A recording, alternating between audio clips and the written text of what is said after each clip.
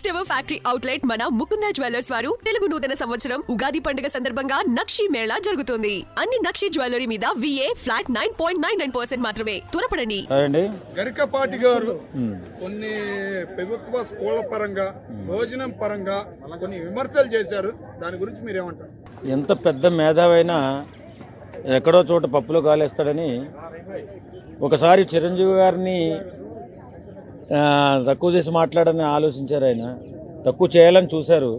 ఇప్పుడు మధ్యాహ్న భోజన పథకంలో జరుగుతున్నటువంటి కార్యక్రమాలలో ఎక్కువ హాస్టల్లో ఉండే పిల్లలు కానీ లేకపోతే గవర్నమెంట్ స్కూల్లో ఉండే పిల్లలు కానీ వారి ఆర్థిక పరిస్థితిని దృష్టిలో పెట్టుకుని ప్రభుత్వాలు ఏం చేస్తాయంటే వారికి భోజన సదుపాయం కల్పించి వారి అభివృద్ధికి, వారు చదువుకోవడానికి, వారు అభివృద్ధిలో ముందుకెళ్ళడానికి సహాయం చేస్తుంటుంది.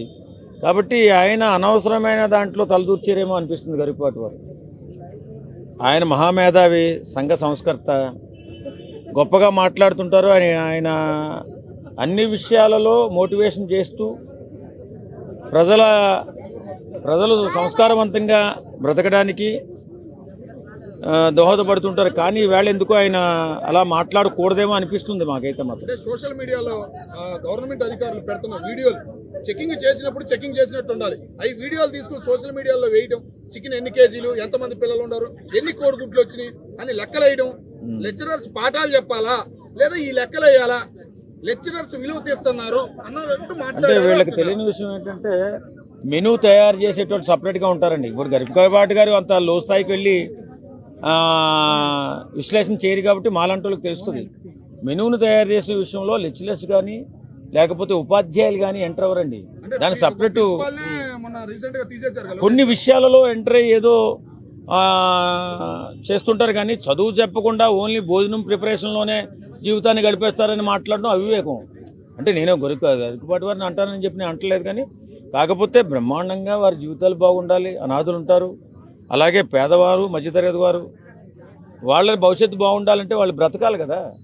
బ్రతికి చదువుకోవాలి, వాళ్ళ కాళ్ళ మీద వాళ్ళు నిలబడాలి, చక్కగా వాళ్ళ జీవితాన్ని సాగించాలి.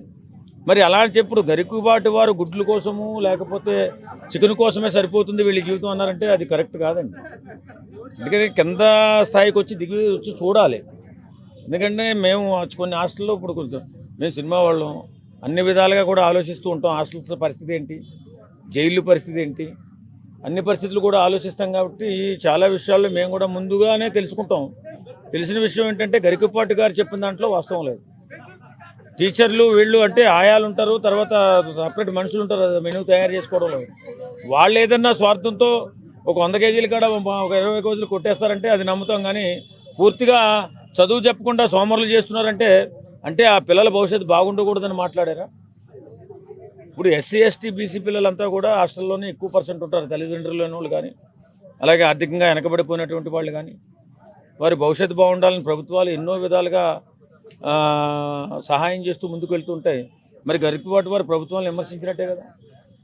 అది అలా అనకుండా ఉంటే బాగుండేనేమో అనిపించింది నాకైతే మాత్రం ఆ వీడియో చూసిన తర్వాత. టోటల్గా ఒక్క మాటలో ఆయన గురించి మీరు ఏం చెబుతారు? పేదల పట్ల అలా మాట్లాడకుండా ఉంటే బాగుంటుంది. మహానుభావులు మీరు, మా అందరికీ మార్గదర్శులు మీరు. ఇలాంటివి చేసి పేద విద్యార్థులు, పేదల పట్ల కొంచెం చిన్నభావం వచ్చేలాగా మాట్లాడకుండా ఉంటే బాగుంటుంది గరికపాటి వారు. మరి మీరు తప్పని అంటలేదు, కేవలం మీరు తెలుసుకోకుండా మాట్లాడారేమో అనిపిస్తుంది.